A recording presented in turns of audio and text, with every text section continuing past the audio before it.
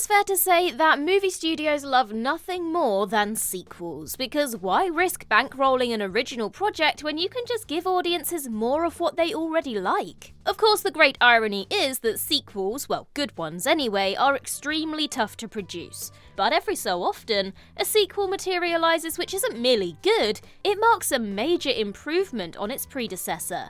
So with that in mind, I'm Ellie for What Culture, and here are the 10 most shockingly improved movie sequels. Number 10, Fast 5. By the time the fourth entry into the Fast and the Furious hit screens, it truly seemed like all involved had run dry on fresh ideas. Hence its title even being the laughably perfunctory Fast and Furious. Though critics were wildly mixed on the first three films, the fourth movie turned out to be the worst reviewed of the bunch, in large part due to the excessively CGI-soaked action sequences and tonal clash between its cartoonish racing and dour, self-serious narrative. Few were expecting much from Fast 5 then, even with the addition of Dwayne franchise Viagra Johnson to the roster. After all, director Justin Lin was back for his third consecutive Fast movie, so why expect any different here? But Fast 5 marked a clear creative reset for the series, as it shifted away from petrolhead culture towards a broader globe-trotting style of action film, while leaning into the over-the-top mayhem without much in the way of po-faced posturing. And yes, I suppose The Rock being on board didn't hurt either. Fast 5 became the first film in the series to win critical praise, in turn rescuing the franchise from the creative doldrums with its emphasis on nutty action, fun character banter, and knowingly silly soap opera melodrama. Without Fast 5's success, the IP would have likely remained a more niche flavour of action franchise, rather than the billion-dollar brand it quickly became. Number 9, Puss in Boots: The Last Wish. Despite the enduring popularity of the Shrek franchise, you'll struggle to find many moviegoers who remember much about 2011's Puss in Boots, a totally fine spin-off which nevertheless failed to make a dent in the cultural consciousness.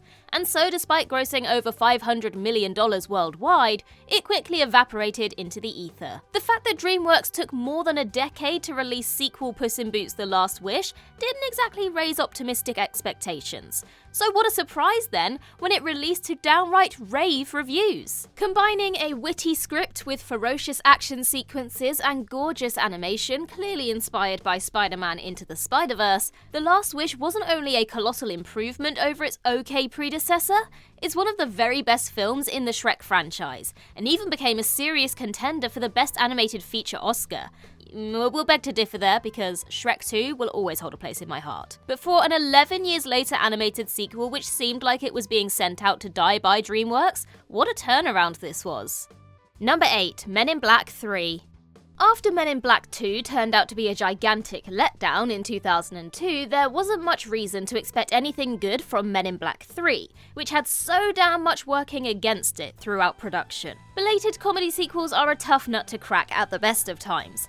And honestly, was there still much enthusiasm for Men in Black as an IP after one great movie and one dud sequel? Plus, shooting was a nightmare, as the threequel began filming without a completed script, forcing production to take a break halfway through in order for them to crack the second and third acts. This unconventional approach caused the budget to balloon to $225 million, almost the combined total of the first two movies, and ensured pre-release expectations were basically through the floor. Despite this, Men in Black 3 turned out to be a surprisingly worthy sequel to the original, making the most of its time travel hook to tell an unexpectedly affecting story, bolstered by a killer performance from Josh Brolin as a younger version of Tommy Lee Jones's Agent K. Hell, even filmmaker Paul Thomas Anderson called it effing great, which might be the most strangely righteous endorsement a mammoth blockbuster could ever get. Number 7, Universal Soldier: Regeneration.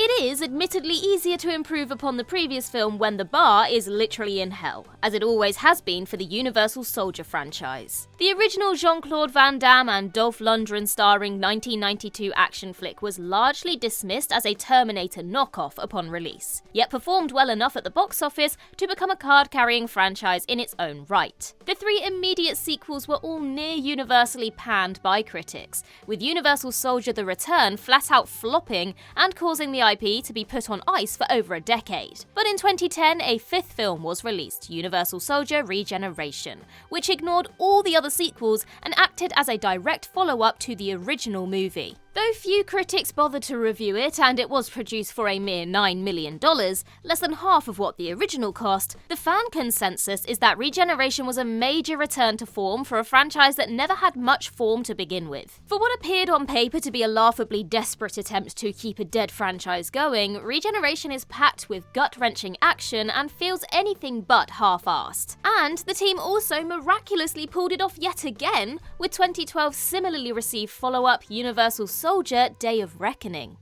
Number 6. Rocky Balboa.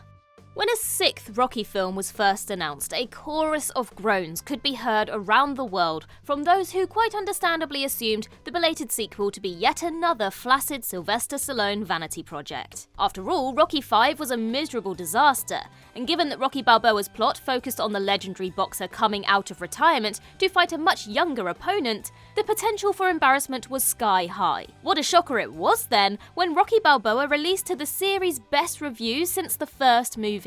A big part of its success lies in the fact that it not only downplayed the more depressing revelations from Rocky V, namely Rocky's brain damage, but also didn't shy away from Stallone's age or, worst of all, have him win in the end. Rocky got to prove himself once again in a way that fittingly mirrored the original movie. And while this wasn't the absolute end of Rocky's story per his appearance in the first two Creed films, it was a perfect way to sunset the character where in-ring action was concerned.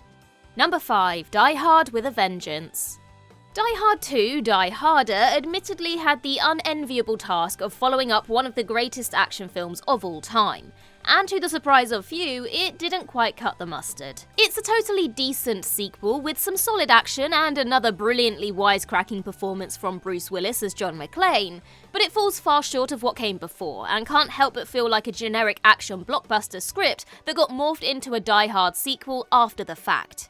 But the third film, Die Hard with a Vengeance, was a major breath of fresh air. Witty, energetic, brilliantly directed, and benefiting hugely from the interplay between Willis, Samuel L. Jackson, and Jeremy Irons. It certainly helps that the first film's director, John McTiernan, returned to tackle Die Hard 3, which blew apart the trapped in a blank formula of the first two movies for a brilliantly tense, fast-paced cat-and-mouse game across New York City. Even though Die Hard 2 bafflingly has a higher tomato meter score, the fan consensus easily places the third far above it, and rightly so. Number 4. Star Trek II: The Wrath of Khan. Star Trek the Motion Picture is quite the odd duck of a movie. On one hand, it's full of beautiful imagery and Jerry Goldsmith's score is to die for, but it's also a painfully slow-paced, even boring affair that failed to translate the iconic TV series to the big screen in thrilling and thoughtful fashion. Thankfully, it still performed well enough at the box office for Paramount to produce a sequel, Star Trek II: The Wrath of Khan, which categorically left its uneven predecessor in the dust. What even needs to be said about The Wrath of Khan at this point in time? It's basically the perfect Trek movie. A high-stakes, ultra-dramatic space opera filled with sharp dialogue, killer performances, and an unforgettable ending. Over 40 years later, it remains the consensus fan-favourite Trek film, even if it also inadvertently kickstarted the Star Trek movie curse, where every odd-numbered Trek movie was so-so, while the even-numbered ones were vastly superior, a trend which continued for 8 straight films. Don't forget to head over to our sister channel Trek Culture if you would like to see more Star Trek exclusive content. Number 3. Bad Boys for Life.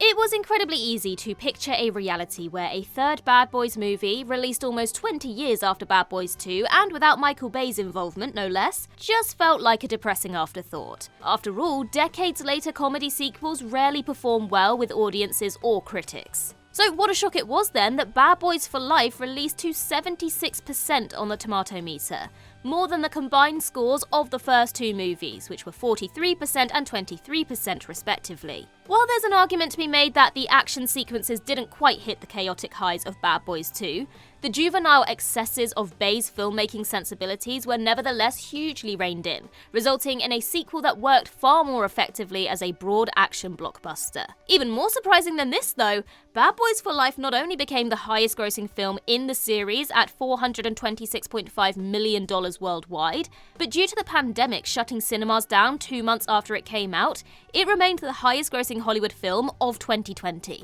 Number 2. Winnie the Pooh Blood and Honey 2. Winnie the Pooh Blood and Honey was about as cynical as movies get, a craven attempt to cash in on Winnie the Pooh entering the public domain, allowing filmmaker Rhys Frake Waterfield to legally create a low-rent slasher film based on the IP. Produced for just $50,000, the end result was near universally panned by critics, landing a mere 3% on Rotten Tomatoes, while also going on to win the Worst Picture Razzie Award. Yet, viral marketing and morbid curiosity from the horror crowd led it to gross an undeniably impressive $5.2 million globally. That's more than 100 times its budget, prompting Frake Waterfield to quickly get to work on a sequel. To the surprise of just about everybody, Winnie the Pooh Blood and Honey 2 debuted to surprisingly not bad reviews, scoring 55% on the tomato meter, with critics unanimously deeming it a vast improvement over its predecessor. Frake Waterfield made shrewd use of his beefed-up $500,000 budget, 10 times more than that of the original,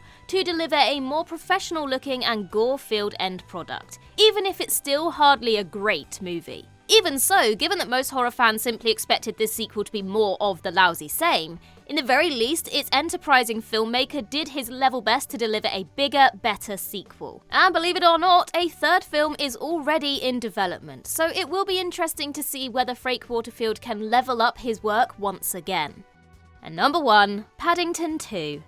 Now, it would be totally disingenuous to suggest that the first Paddington was anything but a solidly crowd-pleasing family comedy, but Paddington 2's uptick in quality is genuinely stunning. Again, the first Paddington was a familiar yet charming adventure film, while the sequel is legitimately in the conversation for one of the greatest family movies of all time, and certainly where sequels are concerned. Packed with insanely clever and well-crafted visual gags, eye-popping production design that would make even Wes Anderson blush, and touting a villainous Hugh Grant performance so delightful it earned him a surprise BAFTA nomination for Best Supporting Actor, this is the gold standard for good, clean fun. The entire movie has a strong "where the hell did that come from" energy, with director Paul King seriously upping every aspect of his game for a film that received near universal critical acclaim. Needless to say, the fact that King isn't directing the upcoming Paddington in Peru has immediately left expectations quite sensibly lowered.